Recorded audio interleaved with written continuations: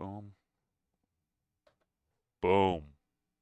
Happy Sunday night. Welcome to BattleComm Unity. I am your host, Paul. And of course, tonight with me, he follows me. Tommy calls me a fungus.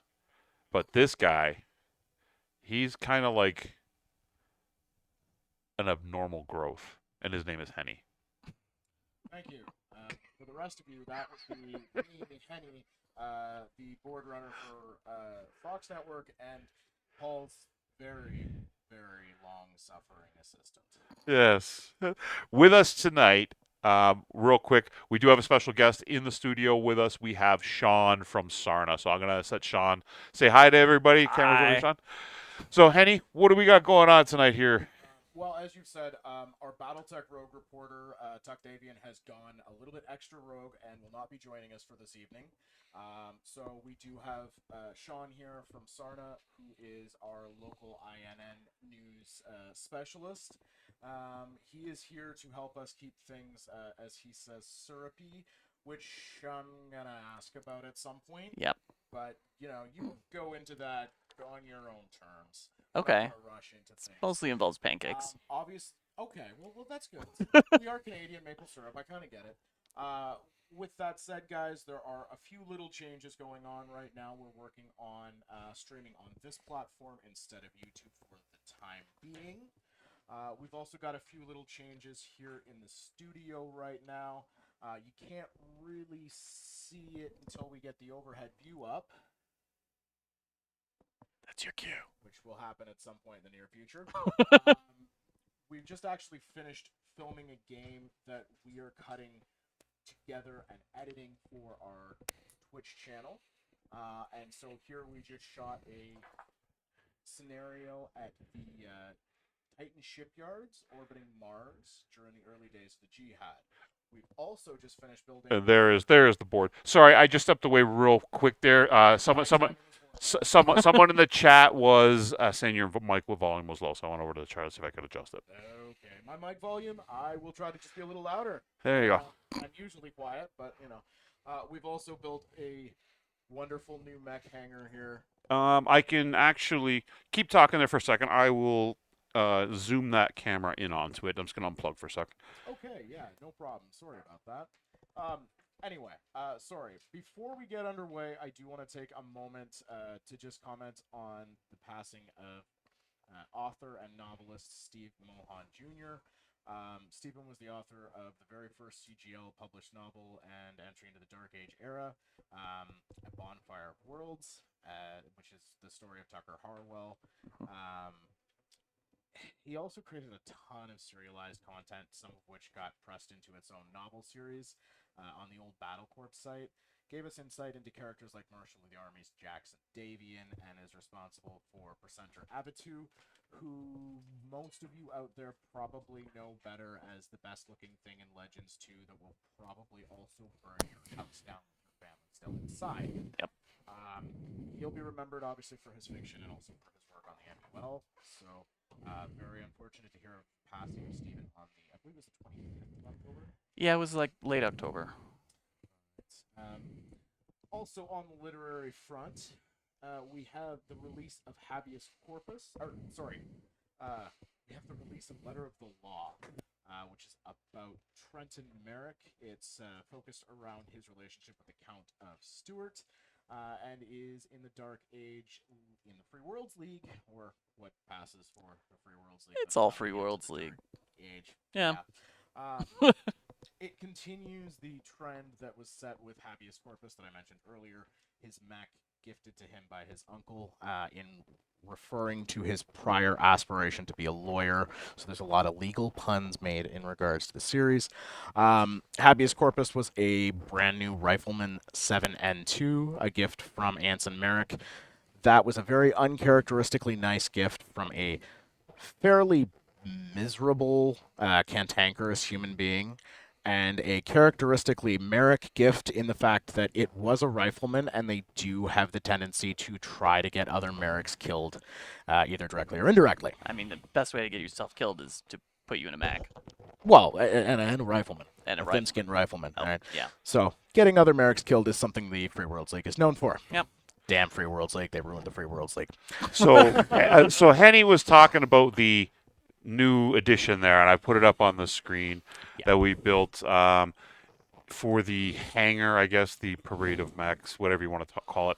That's at the end of the table. So probably in a couple of weeks, we will get this set up so that will actually be in the camera angles at all times. We are going to change some of the cameras in the studio. We're actually going to take them off the table and off the floor, how they're standing now, and we're actually going to ceiling mount them so we have more modularity, maneuverability with A the little more equipment. ambiance With the for- equipment, so some exciting things coming in the next couple of weeks. Of course, that means myself, Henny, the Fox crew, the Six Sides of Gaming crew, Tom Burrs doesn't get enough mention around here. I'm gonna put out. He runs a lot of the technical and the helping with the building of rooms and sets here at the studio. Does a lot of work, and yeah, we're gonna be busy the next couple of weeks. Under the gun to get some cool stuff out there for you guys. Sorry about that. I'll go back to Henny right here right now. So, as I said earlier, we are being joined by our kind of preeminent INN news anchor here in Sean. Hi. He is responsible for the news page at Sarna. Sarna, for those of you who don't know it, if you don't know what Sarna is and you're watching our What are you program, doing here? Yeah, like really, What? guys, it's the very first link I give out to anybody interested in learning about the lore of BattleTech. It is one of the largest wikis that has existed in any kind of sci-fi genre, and has existed, I think, long enough that it actually predated the term wiki. So that's a thing. I don't know if it's that old, but it's Something pretty like old. that. Yeah, it's been around for quite a long time. Anyway, as we do have Sean here, a sort of historian and definitely a storyteller and a newsman, I'm going to ask my question of the day. Okay. And my question of the day is going to be in regards to another Battletech historian, somebody who is both a historian and an anthropologist, and also a mech warrior.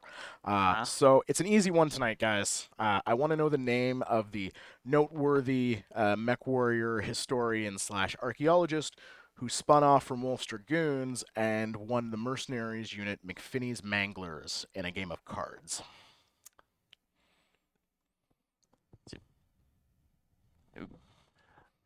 So do I just guess? You can guess if you'd like. Oh, I mean, okay. we're opening it up to the channel, but if you want to give us an answer, go for it. I mean, it sounds like a snort. Yeah. Okay. That would definitely be Cranston's Yeah. Snort. I did make that one a little too easy when I mentioned Wolf's Dragoons. I was just going to leave it as the Merc who won command of the McFinney's Manglers and see if anybody picked it I up mean, from the the old McFinney's school. Manglers thing is definitely before my time. I had not heard that story. That was a deep cut. Yeah. That was indeed a deep cut. So while I try to get Henny's attention here to get him to turn that light around so it's not shining in our viewers' eyes beside you, turn it all the way around so it's not shining in the screen. There we go. Okay, you there got my go. attention. You There just weren't go. clear enough about how much to turn it. I Yeah, gave it there an you go. adjustment of like 30 degrees. I could turn it off.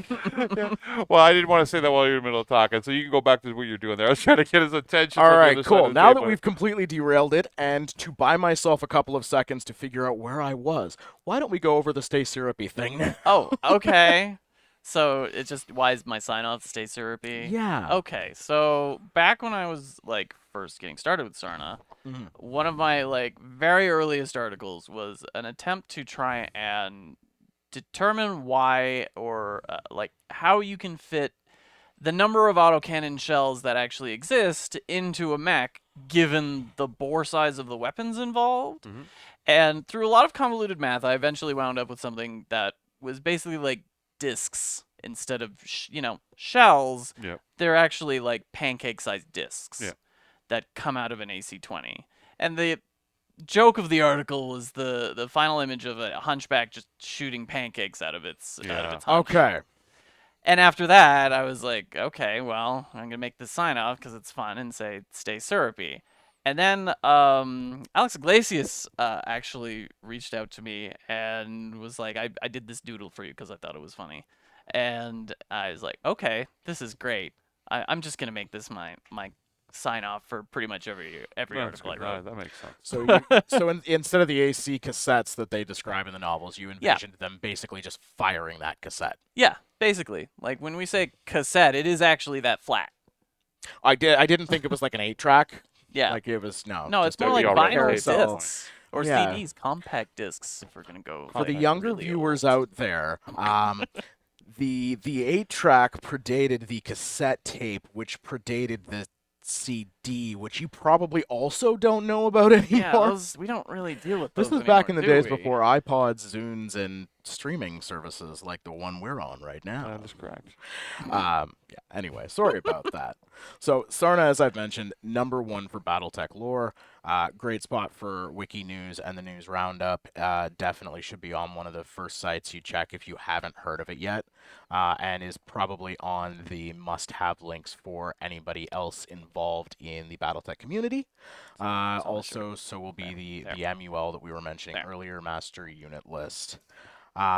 So I just wanted to ask Sean, because we've got him here, I'm going to get him to talk a little bit about some of the challenges and experiences he's had. I know getting content creators together to work on stuff can be a very rewarding process. It can also be not entirely unlike herding cats. Sometimes. Possibly rabid cats, possibly rabid sleep-deprived cats with lots of caffeine and nicotine in their system. But what was one of your favorite experiences at working as the news person from Sarno? Who is it you've got to talk to that you most enjoyed? I've enjoyed speaking pretty much with everyone. I've got to be honest with you. Everyone's very happy to speak with me.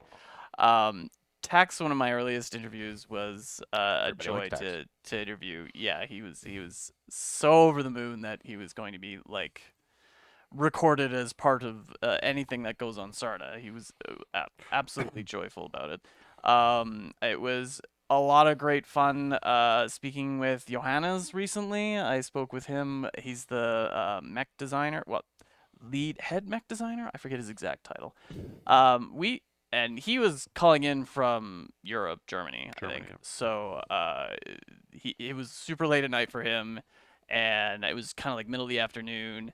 And we just kind of chatted for an hour as chatted for hours as the night went on, and it just talked about how all these crazy stories about how a lot of these mechs were designed and a lot of the new variants were designed. Talking to Randall was a lot of fun. We talked about his going around the world for the 40th Battletech anniversary and being Battletech's ambassador. Yes, we put Randall into orbit. Yeah, that's right. That's how he gets to all the places he gets to. We've got a dropship for him. Yeah. He just floats now. It's always a joy to speak to Brent Evans, previous line developer and now I believe art director. He's just always so enthusiastic about anything related to do with Battletech. It's hard not to pick up on that kind of infectious joy for anything he does with Battletech. Yeah, I found Texas similar. You know, we had a similar story to that with him as well. He was one of our first interviewees. I think he's a lot of content creators' first interviewees because he's really, really supportive of the community. Both himself, his Black Pants Legion, also their ties to CGL, to Red, to the guys here, to Sven. A lot of these guys, I mean, all of these guys really work together as a community. You'll hear some of the voices that you hear in our studio or the people that we interview popping up in Tex's videos. So he was a huge part of like helping encourage us along, and we got him and Tuck on at the same time. We were very honored to have probably the godfather of lore and the very first of the real Battletech podcasters from back in the day before there even was the term podcast. Yeah, so, obviously, Tex and I become good friends over the last couple of years, but before I knew Tex's desire and commitment to the community of Battletech at large is because how we met. I randomly reached out to him and said, hey, we're this group in Toronto that, we put on events at conventions and we're I was making a little trailer for Instagram or for Facebook Mhm. or whatnot, and social media in general. And I asked him if he wanted to narrate it, and he took a quick perusal of who we are and saw what we were about, and he was right on it. And the rest is history. There, like we've become very close over the Mm-hmm. last couple of years. He's a good guy, a genuine person that genuinely cares about our community and making sure that everybody has an enjoyable time with things. And that goes for Red, that goes for MacFrog. All these guys out there, they put in an incredible amount of work and hard work. It's not always. It's easier to do this format where you're just streaming than it is to do the post production, on demand, edited content because you know. Red writes 22,000 words for a one episode or Yeah. one show. Just long That's an form. extensive amount of work, and then he's got to narrate it, and he's got to edit it, and then he's got to piece it all together. There's an incredible amount of time and commitment for those things. Imagine what it takes to make one Black Pants Legion film. I had a small part in it as the intermission, and that just us here was an hour or two of takes, and then sending it to him, and then his team doing what they got to do with it. So imagine them doing that with all sorts of creators. They had Beef in there, they had Red in there, they had Sven. Sven, Sven, they yeah. had the guy that does the military videos. I can't remember his name either. He does Not like the Sven? military vehicle videos on MacFrog? YouTube. No, no, no, no. No. Actual military vehicles. I can't remember his Oh, name. Oh, He was at the end. Perun. Perun, that's Yeah. who it was. He was the Hetzer stuck at the bottom of the pond, right? Yeah, no, Right. that was And I love you that. have all the animators and artists and all these people coming together to do this thing. Not only is it an amazing achievement that all these people from all around the world that are really, like, it's not like we're Hollywood production companies here. Let's no. let's be honest. A lot of us are doing this from our homes to get together to create all these little bits that Tex and his team then take and make into this wonderful film that took them a year to put together. And again, we're not Hollywood. We're doing this from our homes. We're doing this out of out of our own time, out of our own cost. And I bow to Tex when it comes to things like that. In the Blank Pants Legion, the Red, and the rest of the guys, because hey, I do a lot, but these guys they do an incredible amount of work for this community for a lot longer than we've had a chance to do so far. But Yeah. we'll get there eventually too. So you're gonna make a Twycars video. Yeah. Yeah. Okay. Yeah. Yeah. We'll do try. I mean, we did Twycross, and we did a Twycross event not too long ago that we Yep. actually filmed, and we'll have going up with Battlebound at some point. All right, cool. So yeah, you know what? I've been impressed. I was gonna ask you when we had you on tonight. You've already kind of explained it to us about how you're able to get the ins and outs of the BattleTech industry, how everybody out there is willing to talk to you about the news and the wiki. Obviously, Sarna's a big name that opens doors. Mhm. And apparently that's how. So I'm glad to know that you're not hiding outside anybody's house and No, being it's, like, that's the dot, kind of dot. last resort is stalking the person. okay. I try and avoid that when So there is a little bit of that Yeah. involved. Okay, fair enough.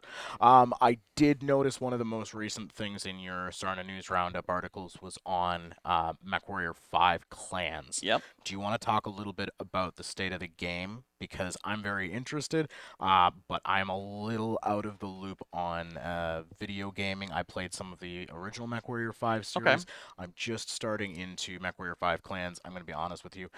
I deeply miss my Kestrel Lancers, but that is a personal preference. I mean, MechWarrior 5 I'm a Mercenaries merc is still and a Fed there. rat. It is what it is. You can go back to being a Fed rat whenever you want, but if you want to be on the cutting edge, you gotta join a clan. Specifically the Smoke Jaguars, and that's kind of the interesting part about MechWarrior 5 clans is that it's about this clan that's always been the bad guy, Mhm. for lack of a better term. And you have this really interesting look at being a mech warrior on the bad guys team and how the stories those mech warriors told themselves in order to justify invading the inner sphere and doing all this terrible damage to the Draconis Combine. and the conflict that those mech warriors actually experience as they realize they're committing war crimes, the things that they were told all their lives that they were invading the inner sphere to prevent, and then start doing it. Yeah. I feel as though the justification for Turtle Bay was probably less about what is the justification and just blind rage. Yeah, But fair. you know, That played into a lot of it because unfortunately, if you're a clan officer, you're the head of the totem pole. You have ultimate power, and if you want to order a war crime, you just do. yeah. I mean, he suffered for it a little bit. He gets demoted, but like he doesn't get strung up at the Hague. No, it's nice to see actually, at least in a little bit of Mech 5 that I've kind of gotten on so far with the clan stuff. It's nice to see Smoke Jaguars that are, if not exactly relatable, Some of them are relatable, I would say. okay, somebody that you can kind of root for a little bit, like even the Jade Falcons, as much as they had their lunatics, the various pretty much everybody ever named Malthus comes to mind. Yeah. As much as they've had Malthus from the cartoon and, like I said, the entire bloodline pretty much, they've also had Aiden Pride, they've had Diana, they've had Yeah. Mech Warrior Horse and Joanna, who have been these really nice, not nice in a like nice friendly way, Yeah. but been a character that was like a nice change of pace in that they were somebody that you could empathize with, Yeah. and that humanized them. And that was missing from the Falcons for a long time with Malvina Hazen and Alexander Hazen and Beck Malthus. Oh, there's that name again. Yeah. It keeps coming up. Beckett Malthus. And at the end of the day, we're starting to see that come back with Brian Young's new take on the Falcons.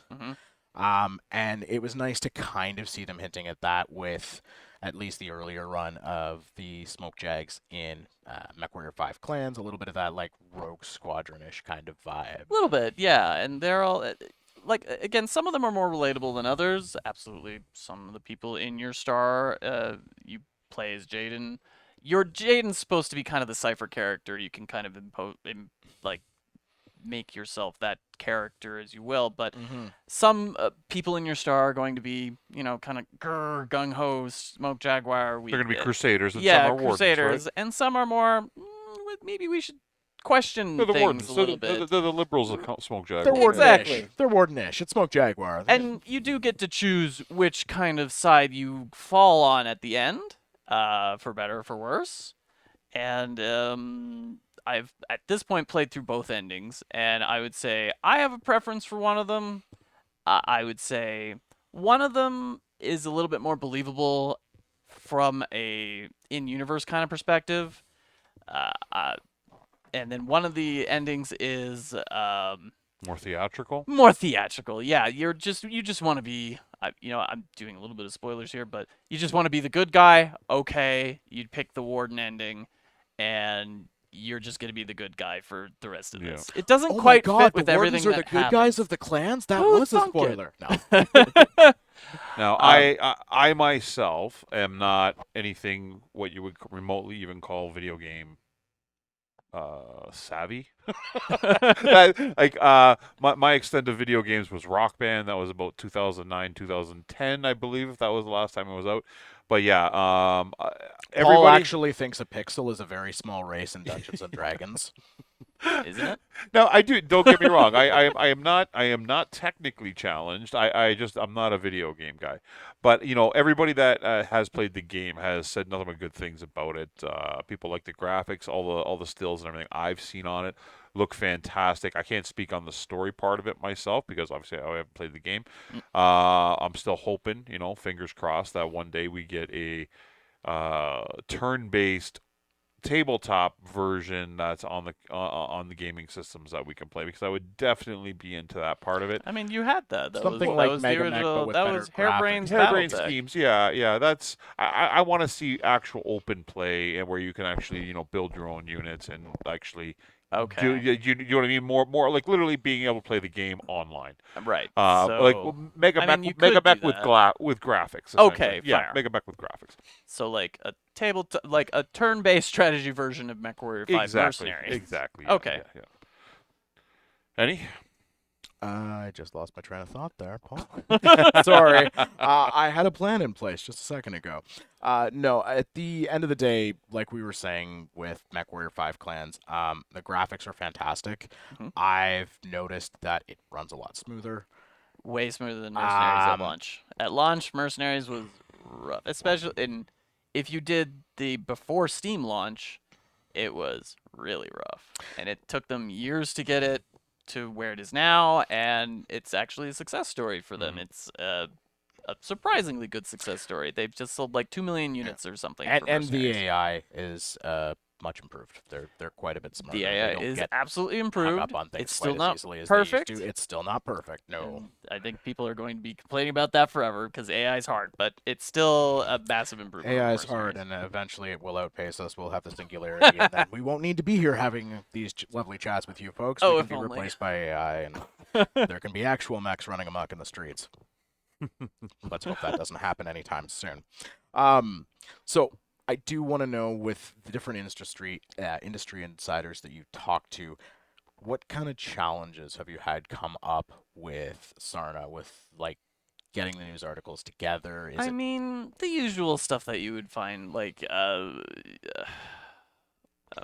what, just things you can't release, like stuff that you have to stay away from because it's related to plot or some things that are the happening in the chronological future. chronology of that is sometimes a stumbling block too. I'm like, what am I allowed to talk about right Yeah, now? like you can't. It's a lot of just stuff you can't say because you're breaking street dates.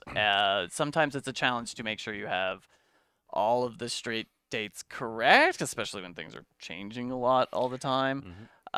It's a very dynamic universe, hard to keep track. We have spreadsheets, trust Yeah. me. That's my life as a GM. I mean, when you're a GM and you're talking with people that you play with regularly, and they're also they're your friends, but they're also your players. You have to be careful, especially when you have like a co-GM who is playing, hmm because when you talk about issues you've had and you go to them for advice, you got to know that they're potentially going to metagame. So I can kind of get that, like Yeah. having to work around. Okay, what's the straight date on this? Okay, that was, oh God, I just We're gave looking at away you, my Joe. entire. We're looking at you, Joe. Yeah, Right at you, buddy. we are looking Don't at you, Joe. metagame on poor Henny. He works hard. We are looking at Joe, and earlier on we were looking for Joe because we had a massive aerospace battle in Zero G that he would have loved to be a part of, but he's dealing with some There were family so many situations at the lambs. moment. So So many lambs. Lots of lambs. For those that didn't get there a really chance, wasn't. It's just they move so fast. It seemed that like didn't get there a was chance I lots to mean, of see it. lambs. anytime when there's more than one lamb, it's a lot of lambs. That's the Fair. game board we used there. If you guys can see it as well, Yeah. from the back side, I'll move my computer back a little bit so you guys can see it a little better. You will if you joined us on Friday.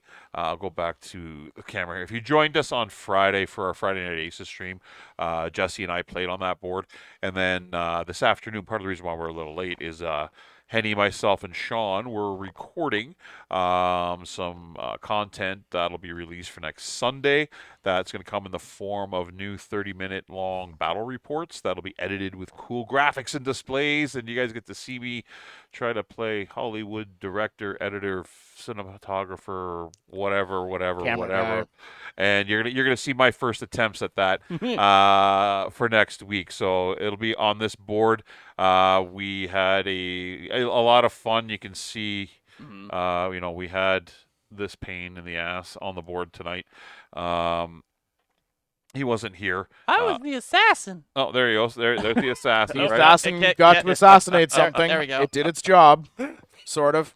That's not But yeah, normally its job, but we it had did a it. good time. We had a good time with that. We got lots of cool stuff planned for future Sundays with the edited content. For that, I'll give it back to Henny here. Yeah, lots of lambs whizzing around. I even got my Firefly out on the board a little bit, so we kind of had the discount lamb that is just another one of those mechs that only looks like an aircraft. Yep. Made me jealous. I want a lamb now. I mean, it's the only bad mech I don't have.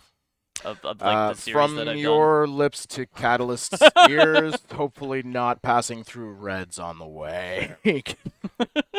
Lauren, Randall, you're listening? Lamb, plastic phoenix hawk lamb, plastic wasp lamb, Wasp lamb. plastic stinger lamb. Stinger lamb. And then if you're going to release the Celestials, you might as well give us a Wanada, a Prida, and what's the other one? If you can't even Oh. pronounce it, I'm not. I'm not going to say it. don't There's a remember. lot, and there's a lot of us out here that love it. So please send us lambs I and mean- plastic infantry. Well, plastic infantry. I think the next time Sean comes out on the board, we're gonna stick him with the Irby Lamb, and we'll just paint the whole top like a B-52 okay, great. cockpit. I'm So- sorry, Bishop, for maiming your cockpit designs like that. I know how important they are to you.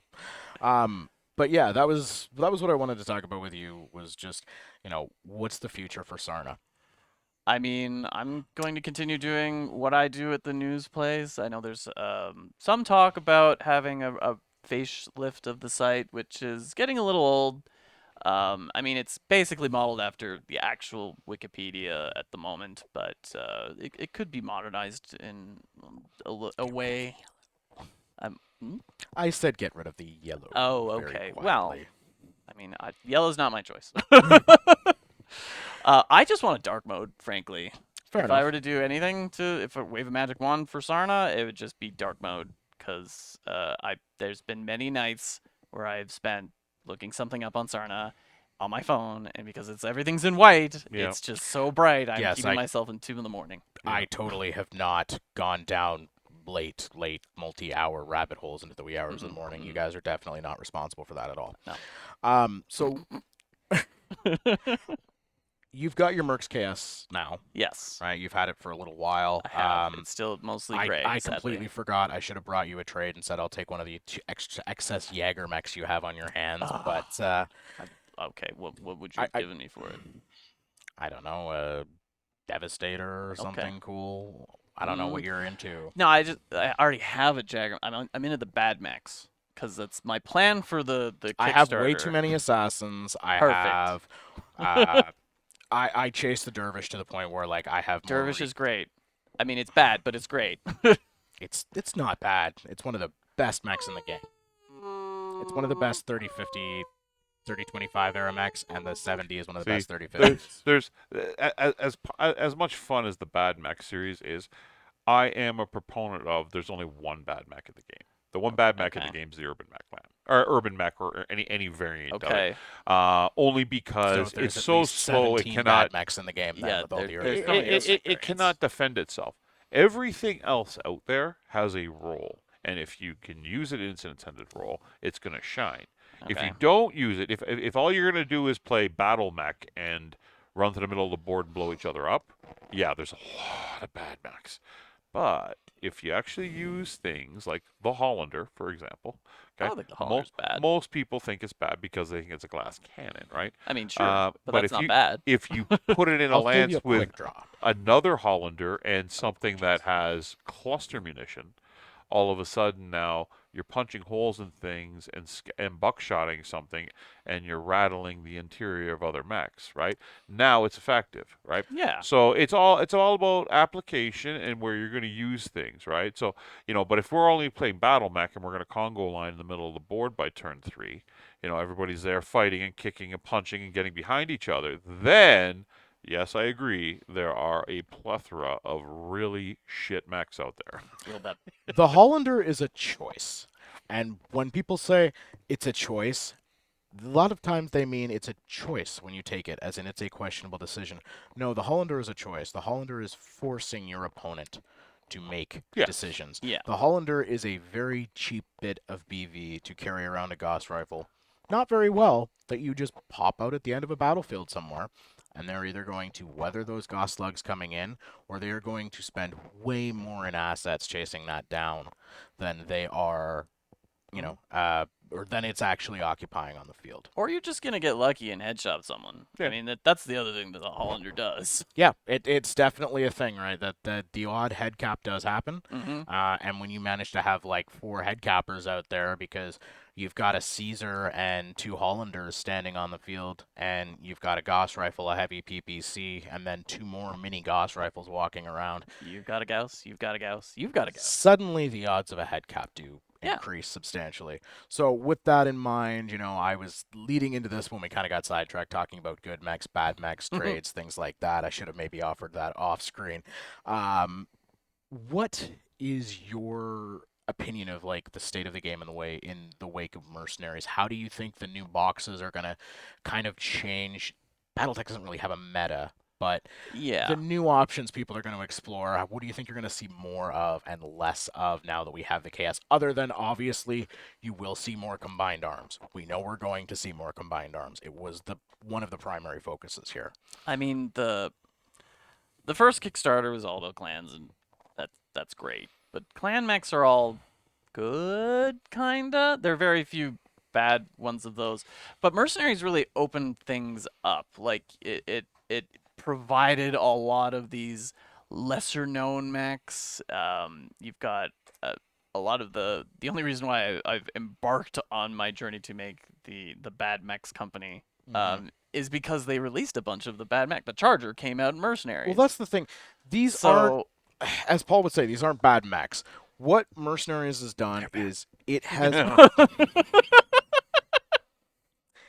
has provided specialized units that did not necessarily exist before, except in a few fringe cases like the Rifleman. I mean, you've got assassins now available, and this is not going to do anything to a Shadowcat at all, but it's available now, unless and it's summoning in artillery assets or that, but spotting for indirect fire from a set of LRM carriers. Or the difference is you can go super old with the assassin. Like now you have all these units that you can actually use if you want to just play 30-25 forever. Yeah. Now you can actually do that with the plastic that's currently available.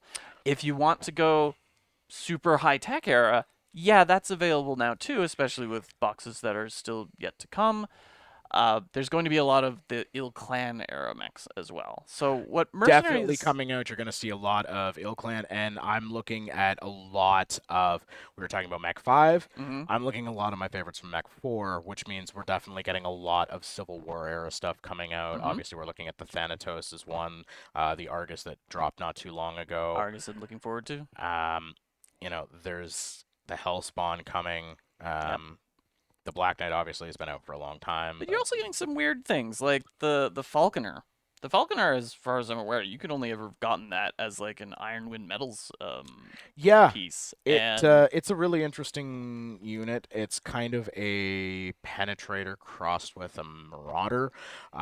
Again, I almost asked a question today about the Falconer, and I know I've mentioned it before, but I'll throw it out to the audience, see if anybody remembered this.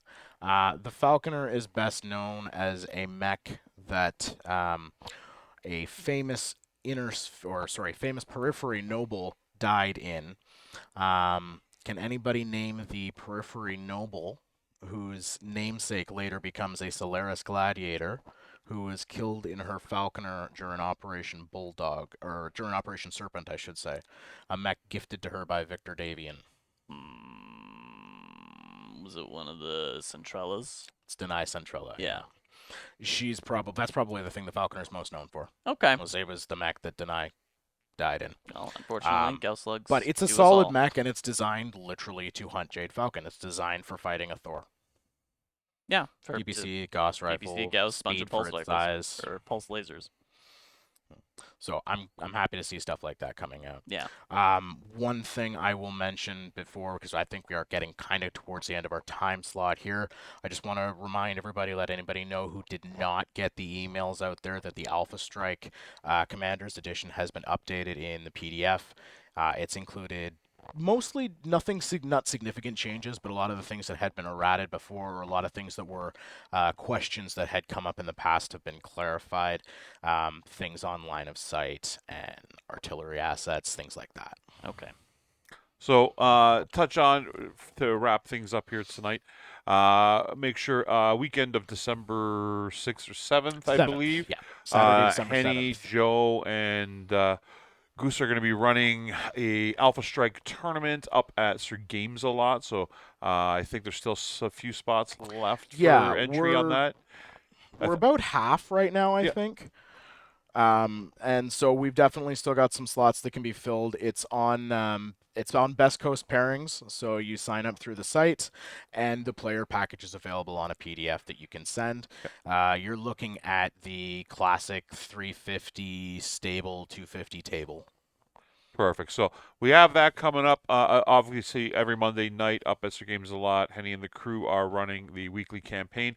Wednesday nights at Harry Tarantula with Jesse, Austin, and Scott. Myself up here regularly. I'd say about 2 or 3 times a month now at the Round Table in Guelph on Saturdays. Again, you can catch us on Twitch Friday nights for Friday Night Aces. We got some cool tweaks we're working on for that for everybody out there too.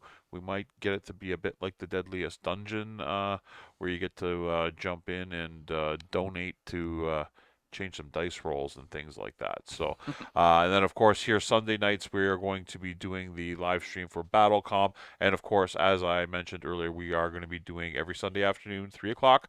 We will be dropping a new edited content slot there for Battletech, and Battletech will always be on Sundays. Sean, anything you'd like to say for parting words tonight? I'll let you say goodbye to everybody. Okay, bye everybody.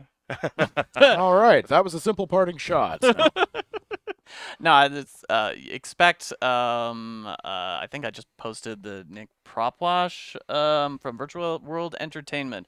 That is the latest community outreach article for Sarna, where we talked about all those old BattleTech pods. If this Yep. this will date you if you are a newcomer to this game.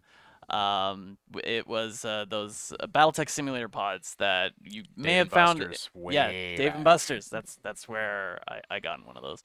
But those pods are still around, and they are carting them around to conventions all over the United States, and they're keeping this very interesting and important kind of part of BattleTech alive. And it was a really good time talking to him to see how he's keeping those pods in circulation. Perfect. Well, anything left? No, thanks, Mech Warriors, for coming out and joining us. As always, I'm going to say stay frosty. He's probably going to say, Stay syrupy. there we And go. I'm going to say stay sexy. And we will Wow. sign off from there. Remember, like and subscribe. It helps everything we do here at Six Sides of Gaming. We got lots of cool content coming you for the end of this year and into 2020-25. All right. Thank you very much, everybody. Have a great remainder of your weekend.